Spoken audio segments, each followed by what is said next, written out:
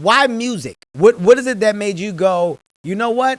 This is what it is for me, and this is what it has to be. Because at that time, I mean, you're at the conversation of hip hop entry beginning. Like you're a part of hip hop royalty. So to those that were rapping during this time, was it a choice because of the environment, watching what was happening around you, or what? Like, what is it that ignited that rap flame for you in the beginning?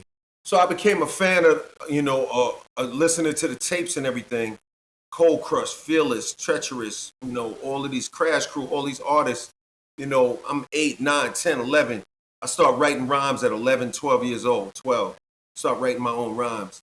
Why was I attracted to it? Because I had never heard young black men sound powerful before. Every time I saw a black man on TV, they were like being handcuffed and put in a police car, or it was a bad story, or there was somebody that I couldn't relate to that was way far away somewhere. Mm-hmm.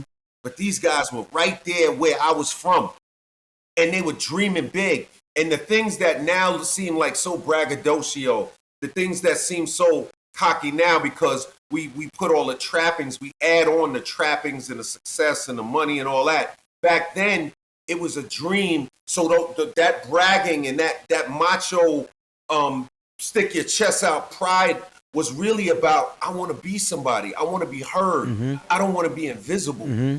Mm-hmm. To a certain extent, it was overcompensation. Mm-hmm. Mm-hmm. For what wasn't happening for us in the community. So to hear these guys, I got bodyguards, I got 2 bit, I got, they're talking all this stuff. It made me feel like something, like it was possible to make it. Mm-hmm. I was inspired. Mm-hmm. You know what I'm saying? And that's why I love it so much. And that's why I still do it. And yeah, look, I'm doing well. I got money, I can travel, all that's great. But I love it. Because it inspired me, it touched something in my soul. Everything else, the awards, the Hall of Fame, the Grammy, all that stuff came after. All of that was an effect, like the consequences of the choice to follow my inspiration. What was the family's reaction to the decision for you to pursue music? Was it support off the back, hesitation? My mother was very supportive. My grandmother was two-faced. I love her. So she support me a little bit in my face, but then be telling my mother, you can't let him do this, you can't let him do that. You know what I mean? So, that boy. But my mother, I asked my mother, because, when we started Def Jam, I was 16 years old, right? I started rapping at 8. My mother said to me, I asked her, I said, look, Ma, I was 16 when I started, and I dropped out of school in the 9th grade to pursue, because I got a contract with Def Jam. And we had started the label. I pursued it. I asked my mother, why'd you do that? She said, because if you failed, I knew you were young enough to go back to school, but I wanted to see you, give you the opportunity to pursue your dream. Wow. And so for me, that was the moment, my mother trusted me enough and trusted my passion. She saw the bright light in the little boy's eyes and the passion that he had for this hip hop thing. And she believed me.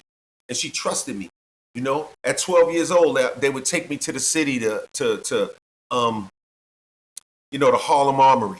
You know what I'm saying? And I'm like going to my first concert, and live, and I'm seeing all of these groups, the Crash Crew, and all these people. And there's a big shootout at the Harlem Armory, where the show had just started, maybe 2-3 acts in, and I jump over the barricade, and I run under the stage, and I'm like, I fucking love this. I love this. I loved it. I was like, I felt like it drove me closer to the stage. The shootout gave me an excuse to get closer to the stage. I wasn't worried about the bullets. Yeah. I'm like, I can get to the stage now. I want to feel that. I want to go and see how close I can get to that thing there. I want to feel that. I want to feel it, Kev. So it's like, for me, man, like, I just, the decision was one of passion, and mind you, I come from a family of, like, my house, I grew up in a house full of books. Mm-hmm. Everybody reads. Mm-hmm. I got math teachers in my family, detectives, sheriffs, all types of stuff. My grandfather went to the Masonic Lodge. He didn't divulge anything, but he lived his life a certain way. Wow. My grandmother was friends with a lot of Eastern stars. So there was a certain energy and a certain vibe around the house. But and education was really important. But my mother, she made the decision and let me go after it. And I think it was a pretty good decision. Worked out for both of us. The support of a mother is unmatched. More importantly, just the support of a household. The idea of a dream is an idea, but when you got the support of others to match your idea, it makes the dream much more of a reality to you. Now, granted, everybody doesn't get that. A lot of people don't come from an environment where they are supported in the thing that they choose or that they want to do. So it's more of a personal struggle, a personal fight. And to those people, we give you your flowers because that's a different path that you're taking. But to have a mom, from what he's talking about now, say, at this young age, your energy and your passion is enough for me to not only back, support, but to believe. That's unreal. That's unreal, man. And that's when you look at when you say it worked out, well, you got a damn good reason of why. You got a great understanding of why. Like I know that what I'm gonna do is gonna work because mom know it's gonna work. Like that's a powerful battery to have in your back.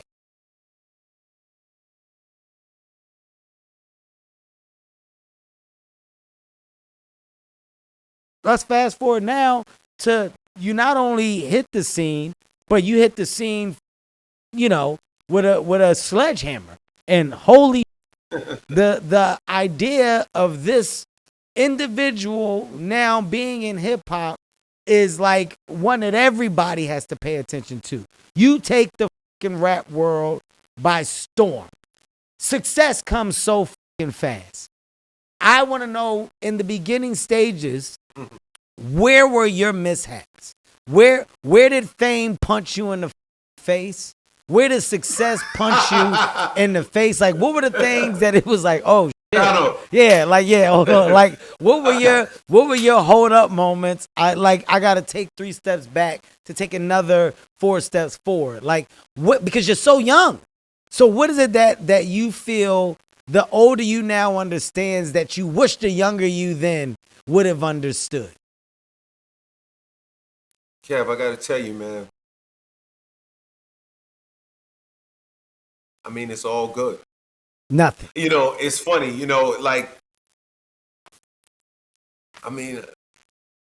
what could I say? Because, I can see it in your face, too. I just saw, I can literally see you looking back at that time in this moment. And, the smile that you just gave is one of, dope reflection of yeah, man.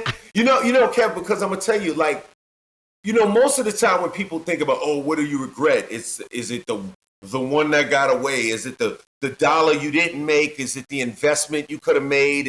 But if you think about it, there's nothing I could ask for that I should have had then because I wouldn't have been able to handle it. Yeah. I couldn't handle then what I have now. Yeah. Yeah. It just wouldn't be possible, Kev. I would have imploded. Kev, I'd have 100 cars, bro. Yeah. Right now for no reason. For no reason at all. That you just 150. No reason. You just walk outside for you to go. That's my 100 right there. Oh, Kev. So when I think about so everything kind of worked its way the way it needed to.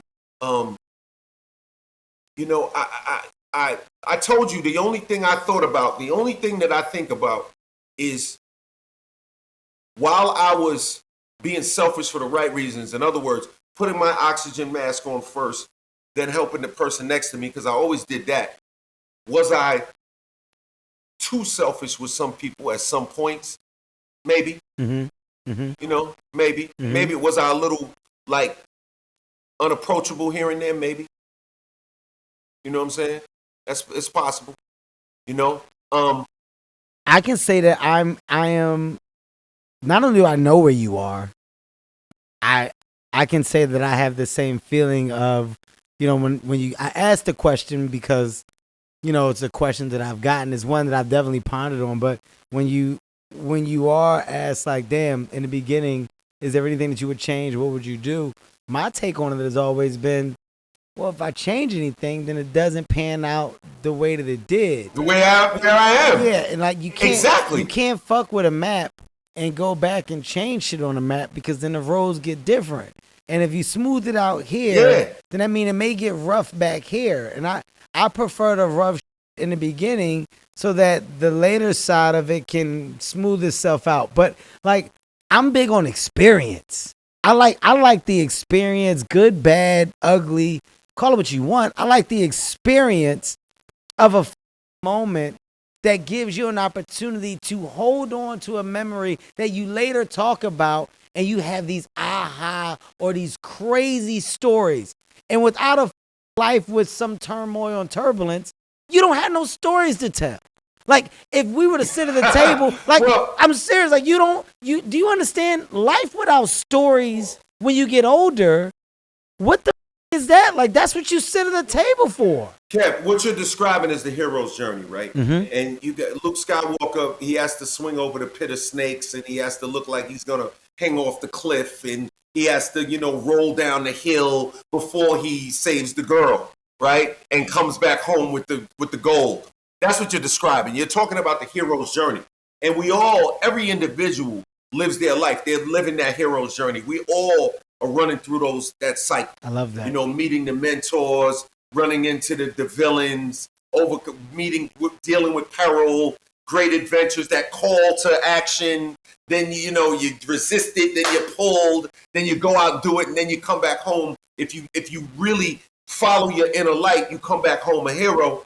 And you able to help the next, whoever's, at home still waiting. I love that. You know what I'm saying? I love that, man. So I love that. So I know what you like. That's part of it, right? You know what I'm saying? Like you got to deal with that. The question is, do you know that you are the star of your movie in your life? Do you know that you are the hero in your life? It's a discovery it's a discovery for most.